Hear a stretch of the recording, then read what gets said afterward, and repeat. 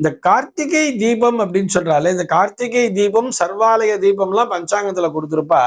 இதுல நிறைய பேருக்கு நிறைய கன்ஃபியூஷன் அப்படிங்கிறது இருக்கு. சார், எங்க கோவில்லாம் பார்த்தா 4ஆம் தேதி அன்றைக்குத்தான் இந்த சர்வாலய தீபம் அப்படிங்கிற மாதிரி தீபம் ஏத்தணும் அப்படின்னு சொல்றா. ஆனால் அண்ணாமலையார் தீபம் என்பதை டிசம்பர் மாதம் 3ஆம் தேதியே கொடுத்திருக்காளே, இதை எதை கொண்டு நிர்ணயம் செய்கிறார்கள் என்பதுதான் இவர்களுடைய சந்தேகமாக அமைந்திருக்கிறது. அதாவது கார்த்திகை தீபம் அண்ணா கார்த்திகை தீபம் அப்படின்னு சொன்னோடனே நமக்கு அண்ணாமலையார் தீபம் தான் ஞாபகம் வரும் இல்லையா? திருவண்ணாமலையிலே எப்போ தீபம் ஏத்துறாங்களோ அன்னைக்கு தான் நம்ம கார்த்திகை தீபம் சொல்லி நம்ம வீட்டுல எல்லாம் கொண்டாடி கொண்டிருப்போம். திருவண்ணாமலையை பொறுத்தவரை மாலை 6 மணி அளவிலே கிருத்திகை நட்சத்திரம் என்பது எந்த நாளிலே வியாபித்துக் கொண்டிருக்கிறதோ அந்த நாளில்தான் அவர்கள் கார்த்திகை தீபத்தை கொண்டாடுவார்கள். நம்ம மாலை 6 மணி எடுக்கிறத விட சூரிய அஸ்தமன வேளையிலே அப்படிங்கிற மாதிரி எடுத்துக்க வேண்டியது.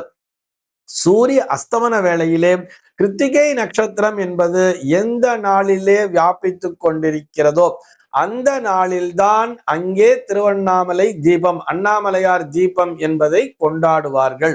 சர்வாலய தீபம் அப்படின்னு பார்த்தோம்னா அது பௌர்ணமியை பிரதானமாக கொண்டு பல ஆலயங்களிலுமே பார்த்தோம்னா பௌர்ணமி திதி, கார்த்திகை மாதத்தினுடைய பௌர்ணமி திதியானது எந்த நேரத்திலே வியாபித்துக் கொண்டிருக்கிறதோ அந்த பௌர்ணமி திதி வரும் நேரத்தில்தான் சர்வாலய தீபம், எல்லா சிவாலயங்களிலுமே தீபத்தை ஏற்றுவார்கள்.